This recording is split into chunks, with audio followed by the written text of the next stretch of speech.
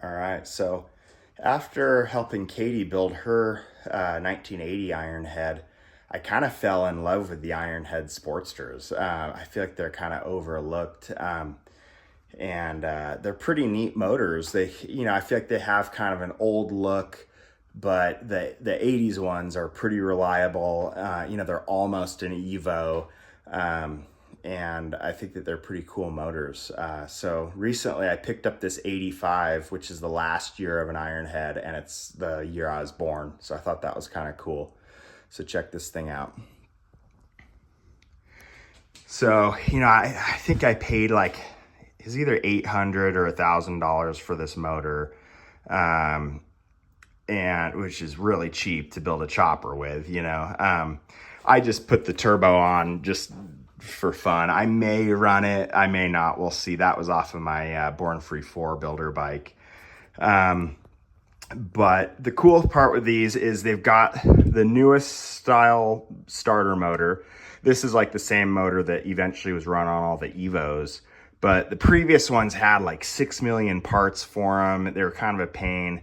So this starter's a lot better.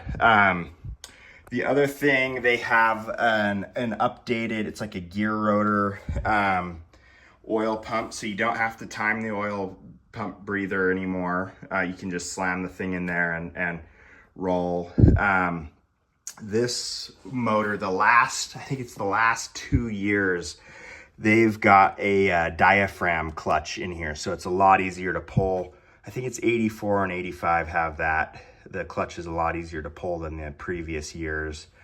And this also has an alternator in it. Some of the 80s ones still have a generator, but yeah. So I've got the earlier rocker boxes that don't have the notch in it for this thing.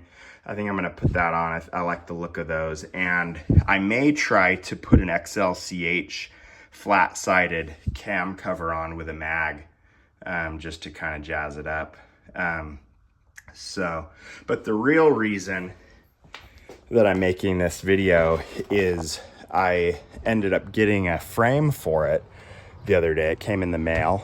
And so when I was thinking about this project, I knew that I wanted a hardtail frame for it and didn't really feel like building one. So I hit up Jesse from GasBox and we kind of worked through this frame.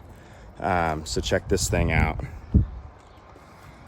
So this is, they make a really cool frame for Ironheads and Evos, but there was a couple things that I wanted to change. I hit up Jesse and told him kind of what I was thinking, and he was nice enough to make some changes for me. Pre-warning, don't hit him up and bug him about, doing this. He's a friend of mine, and it turned out that he's going to start offering a frame with all of these changes that I'm talking about. So you can you'll be able to buy that frame straight from him. So their frame, the normal one, it has a blockier neck gusset in here, and if you're running a stock Sportster tank, it's cool because it has the stock mount bolt hole built in, and they've got the mount back here, so you can just bolt a stock sporty tank right on. I'm gonna do a custom tank, and so I drew up this neck gusset, and he made that. The other change was their frame usually comes at, I think it's 32 or 33 degrees of rake. And I just wanted it stock at 30 degrees. So he was nice enough to do that. The other thing is their normal frame, it usually comes up here and comes up another couple inches and then dives in hard. And it's just really square through there. Admittedly, I actually tried to get him to do like a panhead where it has a bend here and a bend here to narrow this whole section up. But he said they couldn't do that in their frame jig. But this looks even, this looks a lot better to me than it did. Normally they come with oil tank brackets right here and here for their oil tank that they offer, but I'm gonna make a custom tank, so I had them leave that off. But man, the frame's super nice. I mean, it's all TIG welded, killer fitment on everything.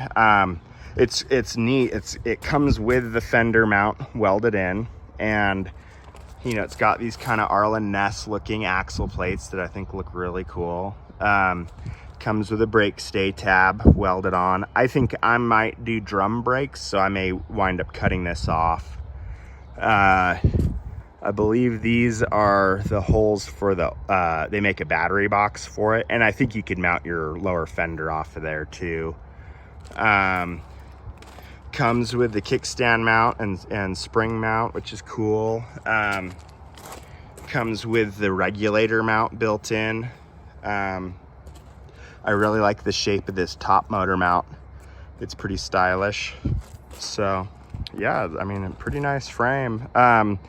They did have the first batch of the frames, they did run into a problem where they had the backbone cracking. They were using crew tubing on it. They've switched it to thick wall DOM. This is like 156 wall. And Jesse said they haven't had a single problem since then. So that's nice that they've gotten that straightened out. But man, for the price and everything, this frame's pretty killer. I can't wait to get it built and do something fun with it. So thanks for watching. Thanks for burning a few minutes with me.